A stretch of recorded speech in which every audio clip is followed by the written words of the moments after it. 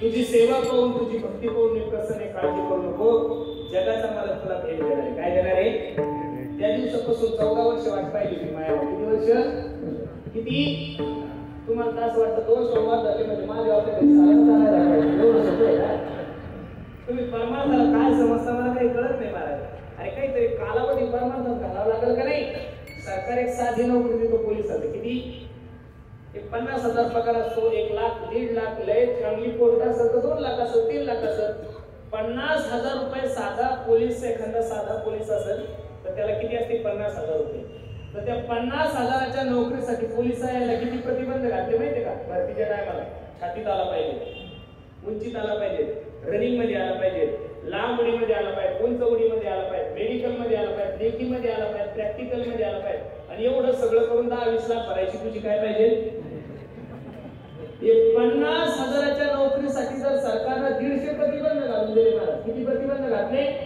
150 एका साध्या नोकरीसाठी जर माणसाला 150 प्रतिबंध घातले तर देवाची प्राप्त करून घेण्यासाठी जीवनामध्ये कमीत कमी 10 वर्ष नको बघा लोकांना असं वाटतं एक पंढरपूरची वारी केली म्हणजे देवानं सगळेच कामं ऐकले पाहिजे की माझं पोरगं नोकरी लागलं पाहिजे माझ्या पोरीचं लग्न झालं पाहिजे एवढं सोपं नाही होणार तुम्ही जेवढा हलक्यात घेता तेवढा परमार्थ हलका तर तुमचा माझा परमार्थ तरी कोणत्या धडाचा आहे महाराज आपण जर शनिवारच्या दिवशी मारुतीरायाला नारळ फोडण्यासाठी गेलो ते जर नारळ कवळं निघलं ना एवढा सुद्धा तुकडा देवाला ठेवत नाही इतका भारी ते नारळ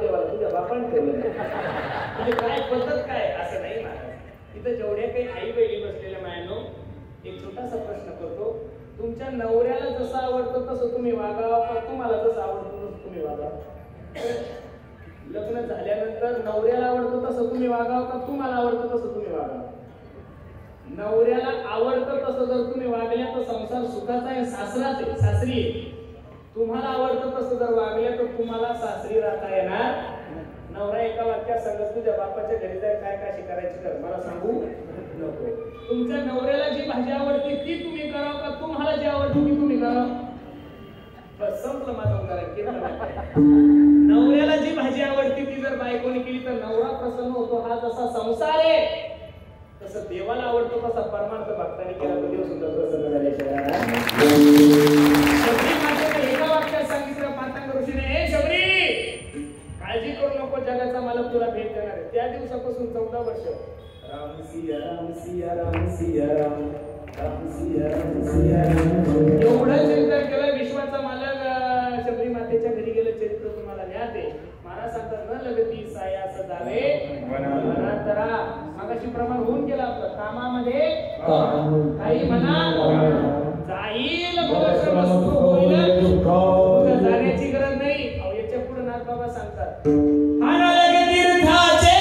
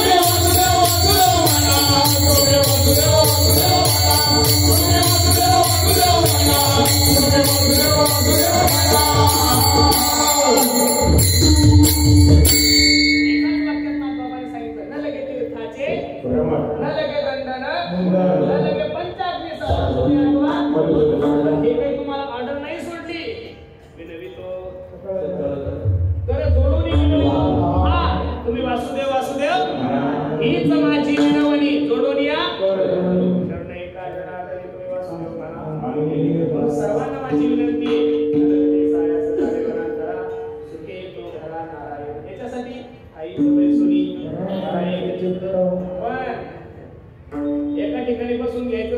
पण आवडे अनंत आवडीनं सांगितलं, सवडीनं नाही. आता एवढा मोठा आमदार साहेबांनी कीर्तन महोत्सव ठेवलाय, राष्ट्रीय कीर्तन महोत्सव. बरोबर आहे का नाही? काही लोक म्हणते ना काय 7 दिवस जायचं, कार्याच्या कीर्तन घेतलं तरी तेवढंच पुण्य भेटतं. तुम्हाला कोणा सांगितलं असं? तुम्ही सगळे व्यवसाय नोकरी करणारे लोक आहे, 30 तारखेला तुमचा पगार होतो. शेती मार्केट नाही लक्ष द्यायचं.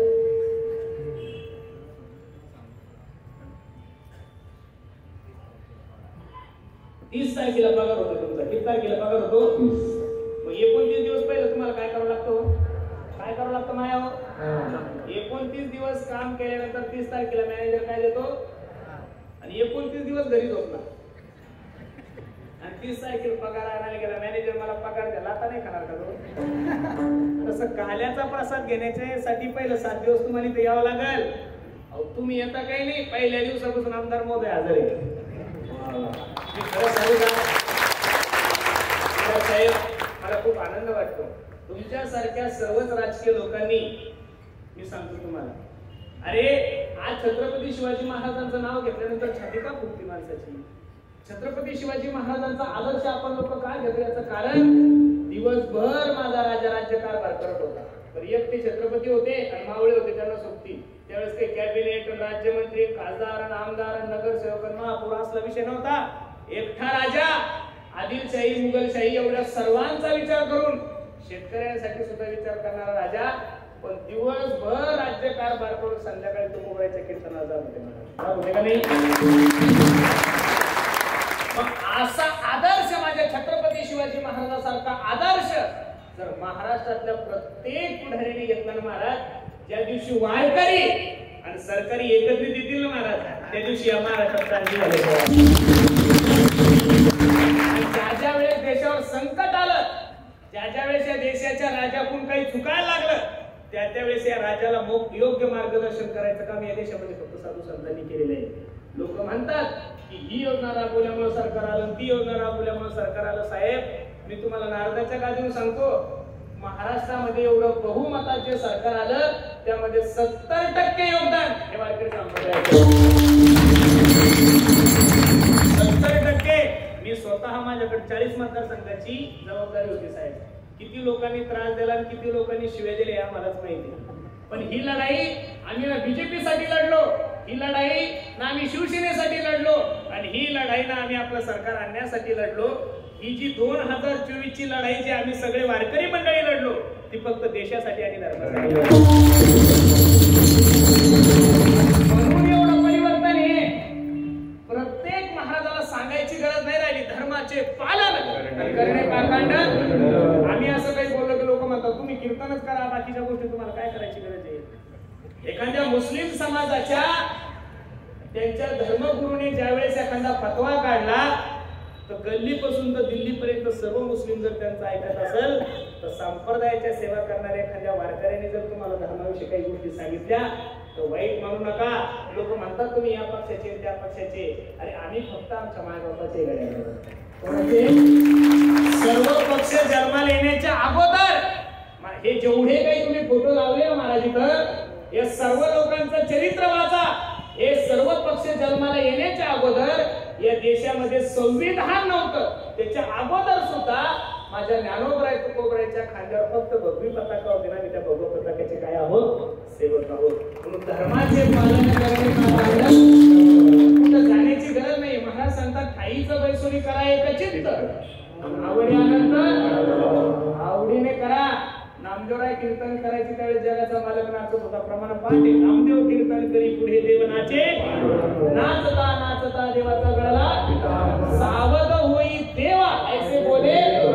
एवढा देव नाचायचा की नाचता नाचता पितांबर सुटायचा. कबीर महाराज म्हणायचे ओ देवा, देवा ऐका हो पितांबर सुटलाय. नामदेवराय कीर्तन करायचे त्यावेळेस देव नाचत होता. आम्ही एवढ्या भागी कीर्तन करावं, आमच्या काल्याच्या कीर्तनामध्ये तुम्ही झोपता.